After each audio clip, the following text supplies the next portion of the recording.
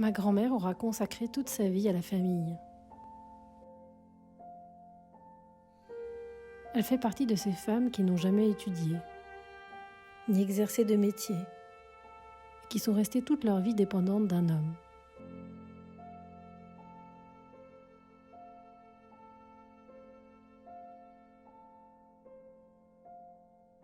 Pendant des années, j'ai eu peur de devenir comme elle.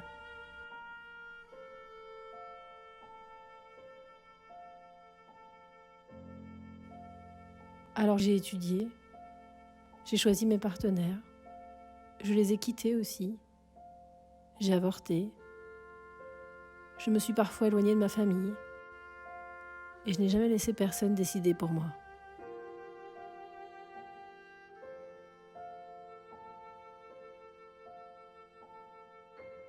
Quand l'envie de fonder une famille s'est enfin fait sentir,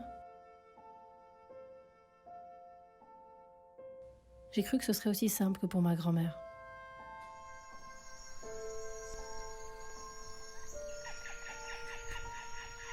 J'ai d'abord rêvé d'un enfant conçu à l'autre bout du monde. Oui, ça c'était une histoire que j'avais envie de raconter.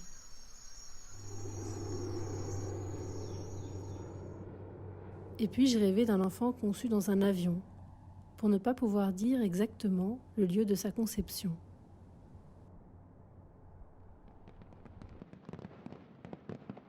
J'ai aussi imaginé un enfant conçu la nuit du Nouvel An, pour avoir un doute sur l'année de sa procréation. J'ai rêvé longtemps. Trop longtemps pour me dire que quelque chose n'allait pas.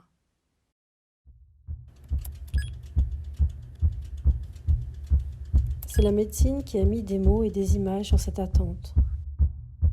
Réserve ovarienne faible. Spermogramme altéré. Infertilité. Nous n'étions pas les seuls.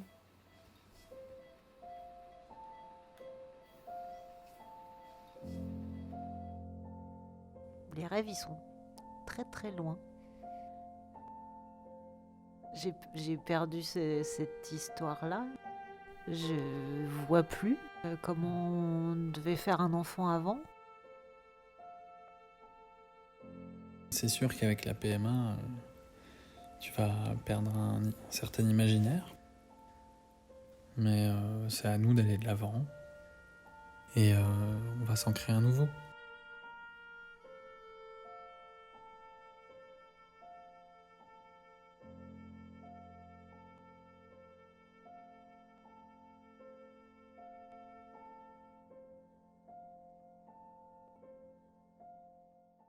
Bonjour Élodie. Voilà, je suis Élodie Lélu, je suis cinéaste, je fais aussi de la radio, réalisation radio.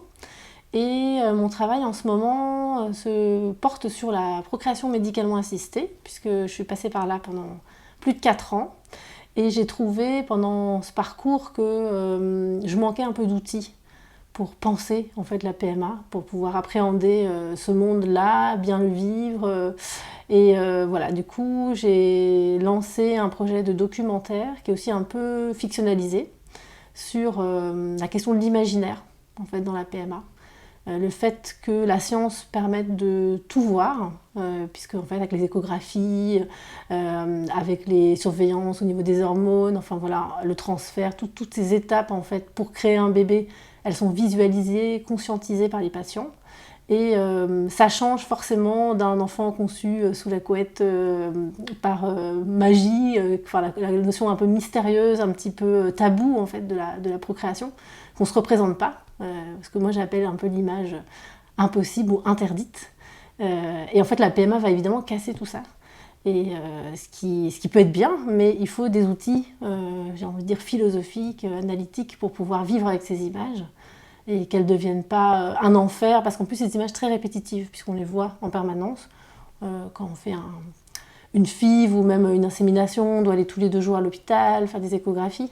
Donc si le parcours est long, on se retrouve pratiquement quotidiennement face à ces images. Et il faut pouvoir vivre avec, puisqu'en plus après c'est des images qui déterminent le début d'une vie, un enfant et tout ça. Donc voilà, moi je travaille vraiment sur ces images, comment se les approprier, comment comment réinsuffler un peu de rêve en fait dans ces images pour bien vivre avec et puis avoir aussi une belle histoire à raconter à ces enfants voilà, qui viennent de ces processus quand même ultra médicalisés, quoi. D'où le titre de votre documentaire. Voilà, le rêve des cigognes. Parce que voilà, moi, comme tout le monde, je pense que j'ai rêvé à des procréations un peu magiques, voilà, dans des lieux qu'on aime bien, à l'autre bout du monde. Et puis voilà, le rêve a fini par devenir un peu un cauchemar, pour tout dire. Et puis finalement, je pense qu'on a réussi à se le réapproprier, quoi. Et voilà, il faut réenchanter ces rêves un peu perdus, parce que la science, évidemment, l'image scientifique, elle fait autorité. C'est une image qu'on analyse, c'est une image qui a des informations. Elle est forcément, en termes de valeur, au-dessus d'une image rêvée, d'une image intime, personnelle, qu'on ne partage pas.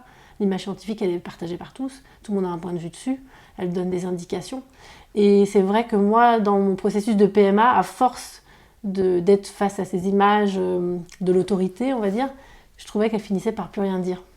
En même temps, c'était perdre un petit peu la réalité de tout ça, mais ça m'a fait du bien aussi de me dire « Ah bah tiens, ces images, elles ont aussi leur part de mystère ». Et c'est vrai que dans ma radio, quand je vais au laboratoire et que les biologistes qui ont l'air de tout maîtriser, tout contrôler, à un moment donné, ils me disent « Bah voilà, on remet l'embryon et c'est la boîte noire, on ne sait pas ce qui se passe ». Et ça, c'est beau, c'est-à-dire de se dire que même dans un lieu du supra-contrôle de la procréation, il y a une part de mystère, il y a une part de nature, d'incontrôlable. Et je pense que c'est nécessaire de garder cet aspect-là dans la procréation pour bien la vivre. Tout est comme ultra contrôlé et on se dit, alors comment remettre de l'intime, comment remettre quelque chose de personnel dans tout ça, comment remettre de l'accident, comment remettre de la vie en fait. Et je pense que c'est possible, mais il faut les outils pour le penser. Et puis, dans mon film, par exemple, les images scientifiques, au fur et à mesure, en fait, elles deviennent des espaces de rêve. Donc, je travaille aussi sur des superpositions d'images, où je finis par mêler la matière scientifique à la matière plus onirique, en fait, pour montrer que aussi ces images-là, on peut les rêver. On peut trouver un moyen pour les regarder autrement, en fait. Y compris dans le temps même de tout ce parcours? Alors moi, quand j'étais dans le parcours de PMA, dans le processus, j'y arrivais pas. Parce que c'est très stressant, on attend chaque résultat avec impatience, on veut aussi tout comprendre, tout contrôler. Voilà, c'est pour y arriver en fait. Mais c'est vrai que j'aurais apprécié, moi, d'avoir ces outils. Ça m'aurait aidé en fait à vivre, en tout cas, on va dire les 2 dernières années de traitement avec plus de douceur. De me permettre de voir ces images autrement, quoi. Et d'ailleurs, quand moi j'ai terminé les traitements, je me souviens que je demandais au gynécologue de ne pas me montrer les images. C'est-à-dire que je disais tourner, par exemple, les opérations, les ponctions, où j'étais pas endormie, j'étais juste en anesthésie locale. Je demandais de ne pas voir l'écran. Voilà. Parce que c'est vrai qu'au début, on voit tout, on voit l'aiguille qui rentre, qui aspire les follicules, donc, dans lequel il y a les ovocytes. C'est assez fascinant, quoi. J'avoue que ma première fécondation in vitro, ma première ponction, je regardais les écrans fanatisés, mais à la fin, je fermais les yeux, je voulais plus voir en fait. Et j'ai fait tout un travail, mais vraiment sur la fin de mes traitements, sur la visualisation d'un ventre intérieur. Et donc dans ma radio, j'interviewe d'ailleurs Isabelle Dumont, qui est une sorte de coach comme ça, qui m'a aidée avec l'hypnose à recréer une image personnelle de mon ventre en fait. Et donc quand j'étais sur la table d'opération, je fermais les yeux et je voyais ça. Et ça m'a aidée. Mais c'est venu tard, donc c'est pour ça qu'après je me suis dit, bon, voilà, vu que j'ai vécu ça, pourquoi pas en faire une radio, un film, pour partager, puisque de toute façon, dans très peu de temps, un enfant sur 2 sera conçu comme ça. Donc il faut donner des outils. Il faut, même que les hôpitaux proposent des solutions pour retrouver une place pour rêver l'image de la procréation. Parce que je pense que la violence, elle vient de là en fait. Qu'on ne peut plus rêver. Et on a besoin de ça quand même, le rêve, surtout pour faire un enfant, c'est quand même... je pense que c'est un ingrédient qui est nécessaire. Voilà. En quoi le livre de François Ansermet vous a accompagné ou vous a ouvert des portes? Alors François Ansermet, c'est vrai que la découverte de ses livres, de sa réflexion, ça a été un peu un électrochoc pour moi. Parce qu'en fait, donc il est pédopsychiatre, mais il est aussi historien d'art. Donc d'emblée, il pose la question de l'image. Donc il était totalement dans mon sujet, c'est pour ça que je suis allée le rencontrer.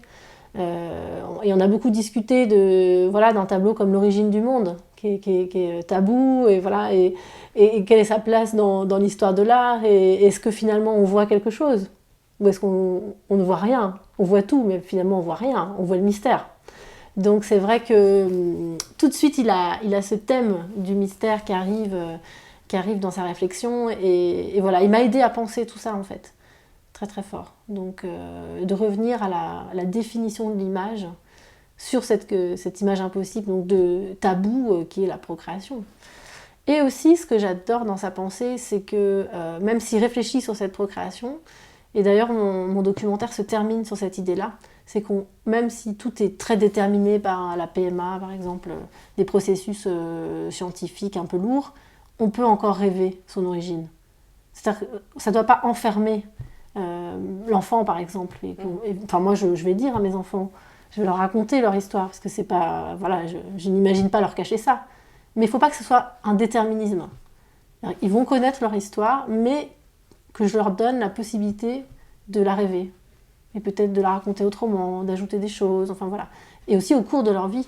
Et ça, François Ansermet, il insiste beaucoup là-dessus. C'est qu'il n'y a pas de déterminisme dans ces visualisations de la procréation.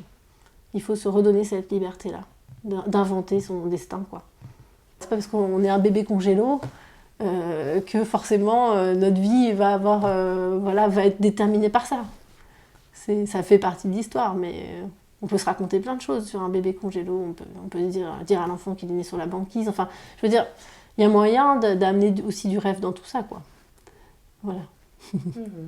Pour leur ouvrir la porte au fait qu'ils puissent créer eux-mêmes leur fiction autour de leur origine. Exactement, ouais, tous rêver. D'ailleurs, ma radio, elle commence, en fait, je suis allée dans ma famille avec un micro, et j'ai demandé à mes parents de raconter l'histoire de leur procréation. Et c'était très drôle, quoi, parce que chacun racontait sa procréation, et du coup, j'ai aussi raconté la mienne, enfin, mes parents m'ont raconté ma procréation. Et ça, je trouve ça intéressant qu'il y ait un héritage comme ça, où on puisse se raconter nos procréations, alors les déformer, les inventer, les rêver, prendre ce qui nous intéresse, voir ce qu'on a envie de transmettre ou pas, mais voilà, après je me dis, bon, moi, mes enfants, je connais tout de leur procréation, et c'est vrai que finalement ça rejoint quand même cet héritage familial, où on peut se la raconter. Le problème, c'est si on ne peut plus raconter, si ça crée un tabou, et que du coup ça devient une histoire interdite. Et ça, je milite très très fort contre ça. Parce qu'il y a beaucoup de parents qui ne savent pas comment raconter ça. C'est compliqué de trouver les mots, même pour un enfant très jeune. Mais je pense qu'il faut très vite lui en parler. Voilà, avec cette possibilité de... Il y a des livres qui font ça très bien, qui racontent la PMA comme un conte en fait. Vos autres documentaires, il y a Leçon de conduite, c'est sur la question de l'avortement. Oui. Et puis, il y a C'est la famille, c'est ça? Cette famille, oui. Cette famille, c'est la question de la filiation. Donc, au fond, c'est quand même des questions qui vous occupent depuis longtemps. Ben alors moi, ce qui m'intéresse, c'est la femme. Donc, en fait, mon premier court-métrage, c'est sur l'avortement. Donc, voilà, un film léger. J'ai essayé de faire une comédie sur cette question-là, parce que c'est pareil, l'avortement, ça concerne tellement de femmes, en fait. Au moins d'être confrontée au fait d'être enceinte sans l'avoir choisi. Je pense qu'une femme sur deux dans sa vie a vécu ça. Et après, voilà, moi, je développe un peu un personnage comme ça, fictionnel, qui s'appelle Manon, qui commence sa vie par un avortement, comme beaucoup de femmes. Puis après, je travaille sur Alzheimer aussi, parce que moi et ma grand-mère, elle a eu la maladie pendant longtemps. Et elle m'a aidée, en fait, grâce à sa maladie. C'est une maladie où on confond beaucoup les gens les uns avec les autres, et elle m'a prise pour ma mère. Et donc moi, j'ai joué le rôle de ma mère, en fait, pendant pas mal d'années. Et donc j'ai découvert une autre féminité, parce que ma mère, elle a vécu 68 et tout ça. Donc je me suis trouvée confrontée, à incarner, en fait, cette liberté, en fait, qu'ont vécu les femmes à cette époque-là, hein, même si c'était pas si joyeux qu'on le pense. Hein. Voilà, et puis après, je développe encore cette femme à travers d'une Manon qui veut avoir des enfants, et puis qui est confrontée à l'infertilité. Donc c'est vraiment le développement d'une femme au cours de sa vie, avec toutes ses batailles, toutes ses luttes. aussi, même pour accéder à des postes au niveau de son travail, quoi. Donc, voilà, c'est ça qui m'intéresse. Comment on se passe la filiation de femme en femme, comment on se passe les histoires, comment on apprend à devenir une femme, en fait. Voilà, avec tout ce que ça comporte de responsabilité, quand même. De responsabilité, disons. Bah, quand même, par rapport au fait de donner la vie, quoi. C'est vrai. Ou même le choix de ne pas la donner aussi, socialement. Moi, je m'intéresse beaucoup aux femmes qui ne veulent pas avoir d'enfants.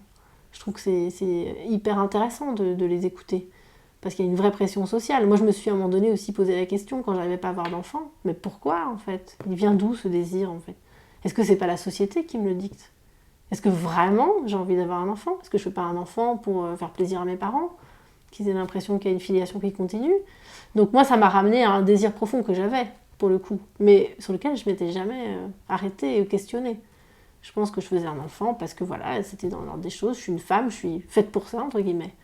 Mais il y a plein de femmes qui n'ont pas d'enfants et qui vivent ça très bien et qui sont mal vues par la société. Et ça aussi, je trouve que c'est vraiment un regard qui doit changer. C'est pas parce qu'on est une femme qu'on doit faire des enfants. Enfin, voilà, et parfois il n'y a pas de désir. Et ben, je vois pas le problème, hein. Et un homme qui n'a pas de désir, pourquoi ça pose pas de soucis non plus, quoi. Donc, je trouve qu'il y a quand même quelque chose au niveau des femmes, là, il y a un gros boulot à faire. Ouais. Une femme peut créer, n'est pas obligée de faire. Hein. Bah oui, elle peut créer, ou alors avoir une vie comme elle l'entend. Je veux dire, c'est pas parce qu'on a, entre guillemets, la possible boîte à bébé qu'on est obligé de l'utiliser, quoi. Hein. Donc ça, c'est encore une autre étape. Et je milite très très fort aussi pour la congélation des ovocytes. Ça, c'est une de mes vraies batailles parce que je trouve que c'est... Donc, évidemment, on fait des enfants de plus en plus tard. Donc, je prends une vie de femme, hein, classique. Elle fait des études longues, maintenant. Ça, c'est formidable. Elle veut avoir accès à des postes, on va quand même le dire, on doit beaucoup plus travailler en tant que femme pour y arriver. Hein. C'est-à-dire qu'au lieu d'avoir un poste hyper intéressant en 3-4 ans, on va mettre 10 ans à l'avoir. Et puis, on arrive, on a 36-37 ans. Et puis, on a envie d'avoir un enfant. Et voilà, rebelote une bataille parce que les ovocytes sont... un peu trop vieux et tout ça. Donc moi je milite pour que vraiment une femme qui est persuadée qu'elle va avoir qui pense vraiment qu'elle a un désir d'enfant, mais pour l'instant elle n'a pas le temps, puisse congeler ses ovocytes et puis faire tranquillement un enfant sans être dans une bataille pendant des années avec le risque de ne pas en avoir, d'être dans des échecs aussi à répétition. Faut faciliter la vie des femmes. Voilà. Ça, et pareil pour les femmes qui ne veulent pas avoir d'enfants. Je pense que si elles veulent se faire ligaturer les trompes, c'est leur choix. C'est comme l'accès à la contraception, ça marche dans les deux sens en fait. Et ça, je trouve que malheureusement, on est encore loin, quoi. On a encore du mal à faire valoir notre point de vue de femme sur voilà, mais même pour l'accouchement, faire valoir notre façon dont on veut accoucher. C'est une vraie lutte hein, pour les femmes. C'est pas parce que tout le monde fait par voie basse qu'on est obligé de le faire. S'il y a des femmes qui veulent le faire par césarienne, très bien. S'il y a des femmes qui veulent le faire sans péridurale, très bien. Après, on peut aussi changer d'avis. Mais je trouve qu'à nouveau, il y a beaucoup de travail. C'est pour ça que j'aimerais que mon cinéma puisse un peu ouvrir ce débat, quoi, sur la liberté qu'on a en tant que femme. Ok, on est responsable quelque part puisqu'on porte les enfants. De cette possibilité ou pas d'avoir un enfant, mais on a le droit de choisir. Pourquoi ce serait pas à nous de choisir en fait? On est toutes différentes aussi par rapport à nos histoires de femmes sur nos choix. Moi je vois dans ma famille, ma maman elle m'a eu par césarienne, pour moi c'était une évidence la césarienne. Et je vois encore des femmes qui me critiquent, qui me disent oh là là, t'as eu une césarienne, c'est un faux accouchement. Enfin, comment c'est possible aujourd'hui en 2021 de dire ça? Pour moi les femmes doivent garder leur dignité dans leur façon de mettre au monde des enfants, comme on garde sa dignité dans la façon de mourir. C'est la même chose en fait. Donner la vie, mourir, et voilà, on doit pouvoir choisir. Voilà. Bon. Un côté un peu militant, mais voilà, je trouve que c'est là qu'il y a un vide encore. Et je me dis, voilà, mon travail peut peut-être aider en tout cas à mettre le point sur certaines injustices ou souffrances ou des luttes, des batailles qui ne sont pas gagnées. Ouais.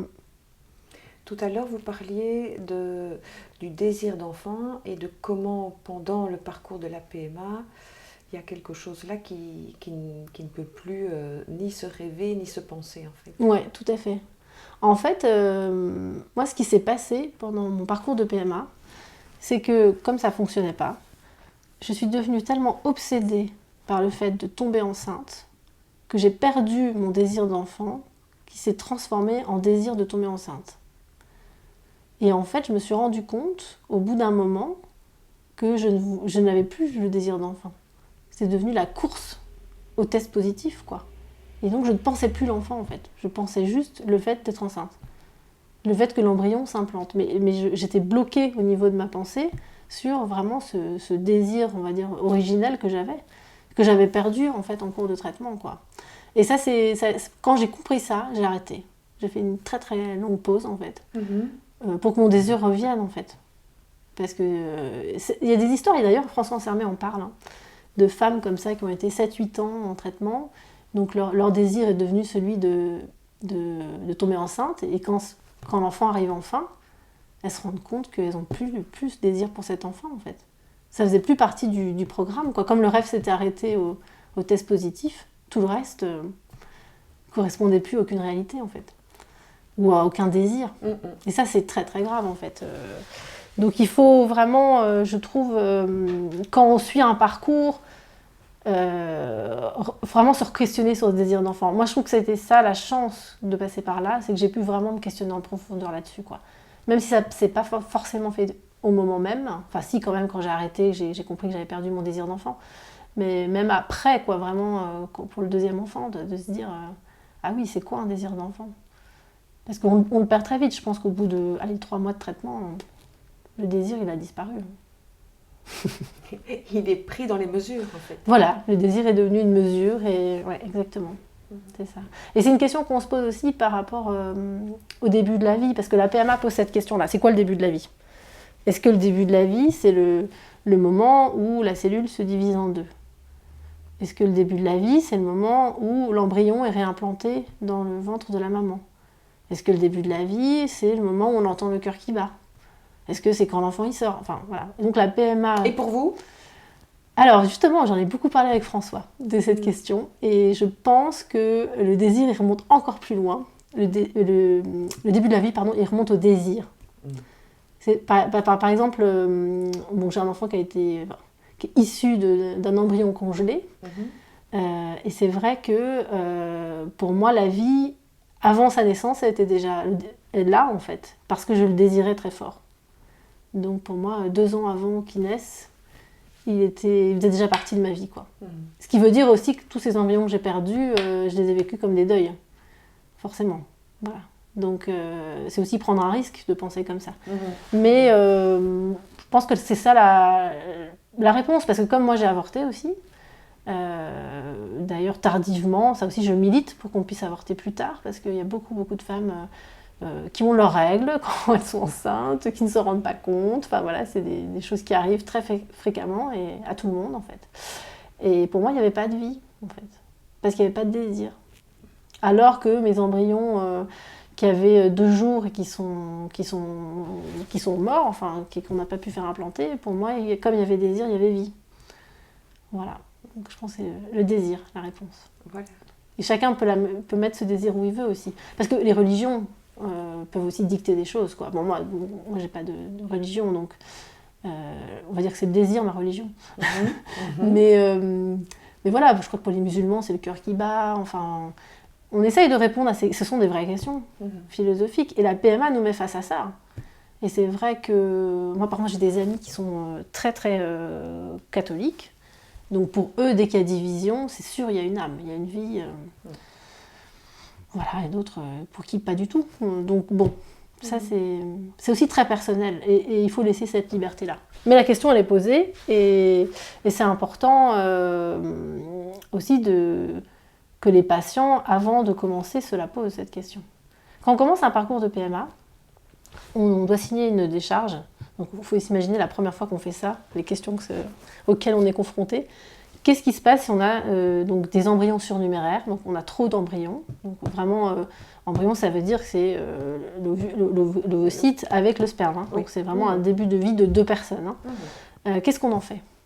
Si au bout des 5 ans, on a eu tous les enfants qu'on voulait, est-ce qu'on les détruit? Est-ce qu'on les donne à la science? Ou est-ce qu'on les donne à des couples infertiles? Ça, c'est les 3 réponses possibles. Il faut donner une réponse. Ça fait partie du protocole. Donc c'est vrai quand on fait sa première fécondation in vitro, on dit quand même les détruire, c'est un peu dur, bon on va les donner à la science. Et puis quand on est rendu à sa énième fécondation in vitro qui n'a pas marché, qu'on est confronté vraiment au fait de ne pas avoir d'enfant, est-ce qu'on ne cocherait pas la case donner les embryons à des couples infertiles? Donc c'est aussi une réponse qui évolue en fonction de comment on se confronte à l'infertilité, quoi. Mais pour vous dire quand même les questions philosophiques, éthiques qui nous tombent dessus quand on commence un parcours de PMA. Et pour lesquelles vous n'êtes pas préparé, ça non bien sûr, mais vous n'êtes pas accompagné pendant votre parcours. En tout cas, moi à l'époque où j'ai fait ça, j'ai pas vraiment été pas vraiment accompagnée, quoi. Maintenant je sais qu'ils font beaucoup d'efforts là-dessus, mais après c'est quand même sont des questions tellement énormes. Il faudrait un an lire des bouquins pour pouvoir y répondre. Et quand on arrive généralement dans un processus de PMA, c'est que ça fait des années qu'on essaie d'avoir des enfants et il y a toujours le temps qui presse. Donc on n'a pas le temps. On n'a pas le temps de penser, en fait. Donc voilà, c'est nécessaire, je pense, d'assez vite, quoi, dans les centres de PMA, quand même donner des petites références pour ne pas être totalement démunis, quoi. Vous avez parlé beaucoup de la question de l'image, même une image agressante d'une certaine façon dans votre parcours de PMA. Mais dans les 2 extraits que j'ai pu voir de leur court-métrage et puis le long-métrage, il y avait la question du son. Ouais, en fait le son est plus abstrait que l'image. Le son, je pense que c'est le point de départ du rêve, en fait. Et j'avais trouvé une histoire qui m'a énormément aidée dans mon parcours de PMA. Ça vient des Himba, c'est une tribu en Namibie. Et voilà ce qu'ils racontent en fait sur la procréation. Donc quand une femme, elle sent venir en elle le désir d'enfant, donc l'enfant n'est pas là, rien du tout, hein. Elle va dans la forêt, toute seule, elle se met sous un arbre et elle écoute. Et elle finit par entendre en fait la chanson de l'enfant. Une fois qu'elle a entendu, elle revient au village, elle va voir le père du futur enfant, et ils font l'amour en chantant. Elle lui apprend en fait cette chanson, et ils font l'amour en chantant. Et quand l'enfant va naître, on va lui chanter cette même berceuse en fait, cette même chanson. Et l'âge de l'enfant, enfin sa date de naissance, sera ce moment où la mère, sous l'arbre, a entendu cette chanson. Et ça, c'est la date de naissance de l'enfant. C'est pas ça. Donc ça, encore, on questionne le début de la vie, et la réponse, c'est à nouveau, je trouve, le désir, qui doit être ultra respecté. Je pense que c'est la chose la plus précieuse, en fait, à conserver dans la PMA. Écouter le désir des gens. Et il est différent chez chacun. Donc c'est ça la difficulté aussi, je pense, des médecins, c'est de vraiment comprendre l'histoire de chaque couple, et puis de trouver une réponse médicale appropriée, en fait, à chaque histoire, quoi. Personnalisation, en fait. Le problème, c'est que comme il y a beaucoup de gens infertiles, c'est un peu, ça défile, quoi. Les rendez-vous toutes les 10 minutes, donc on n'a pas le temps, en fait, de vraiment questionner ce désir, ces histoires. Voilà. Donc voilà, le son, donc évidemment, dans mon film, il y a... Moi, je trouve cette chanson, Mon enfant, et puis elle revient à un certain moment dans le film. Et sur ces images médicales, quand cette musique arrive, on voit autre chose d'un coup. Au lieu de voir un endomètre, au lieu de voir un utérus, on voit, on voit une colline, on voit un arbre. Et c'est ça tout le processus que j'essaye de créer par la rencontre de l'image et du son. Au début, ils sont plutôt en contrepoint. C'est-à-dire que le son, c'est l'image, le rêve, et puis l'image, c'est la science. Et puis au fur et à mesure que le film avance, image et son finissent par avancer main dans la main. Et le son permet à l'image de devenir une image onirique, personnelle, où chacun voit ce qu'il veut. Parce qu'en fait, il y a une image qui est importante, c'est quand on va faire un transfert d'embryon, donc le moment où on remet l'embryon dans l'utérus, ils nous demandent toujours si on veut l'image. Et ils impriment cette image, donc ça fait comme un petit nuage. En fait, c'est une petite goutte d'eau, parce qu'on peut pas voir l'embryon, il est trop petit. Mais c'est vrai qu'il y a la petite goutte d'eau autour de l'embryon qui est posée au bon endroit. Voilà. Même s'il ne s'implante pas, il est au bon endroit, quoi. Et nous, la première fois qu'on a eu cette image en main, mon mari, il a été très fier. C'était comme une première échographie d'un enfant. Et il l'a mise sur le frigo. pendant les 15 jours d'attente, enfin 10 jours pour attendre le test positif. Comme si cette image faisait partie de la famille, quoi. Et comme ça n'a pas fonctionné, c'est devenu une image ultra douloureuse. Et moi, je ne savais pas quoi faire de cette image. Je ne vais pas la mettre à la poubelle, donc je l'ai planquée dans un livre, je ne sais pas lequel, sans doute derrière moi, je ne sais pas où, je ne sais plus. Je pense qu'il y a aussi une part de déni, on veut oublier. Mais qu'est-ce qu'on fait de ces images? C'est-à-dire qu'à un moment donné, quand un médecin donne une image pareille, c'est aussi prendre un risque d'attachement, un risque que ça fasse partie du portrait de famille. Et comme il n'y a quand même que 20-25% de chances que ça marche, ça veut dire qu'il y a quand même 80-70% de personnes qui vont se retrouver avec cette image qui n'a pas fonctionné. Une image pleine d'espoir, pleine de rêves. Alors, voilà, je crois que ça, c'est des images qui font mal et qu'il faut savoir trouver aussi des solutions dans les centres de PMA pour aider les gens à vivre avec, quoi. Ou pas, ou à s'en séparer, ou... Je sais pas, moi je disais comme ça, faire une sorte de petite banque où on peut aller déposer notre image, elle n'est pas perdue, elle est quelque part, ou alors que les gens inventent un rituel, je sais pas, pour se séparer de l'image ou la garder, enfin faire ce qu'ils veulent avec, mais allez, elle existe, quoi. Et ça, c'est un moment qui n'existe pas dans la nature, puisque jamais on va réimplanter quelque chose qui a été fait en dehors de nous. Donc c'est un moment inventé par la PMA, et qui a sa grammaire visuelle. Donc voilà, magnifique, extraordinaire, mais en même temps risqué, d'un point de vue psychologique. Puisque comme c'est nouveau, il faut le penser, et il faut des outils pour le penser.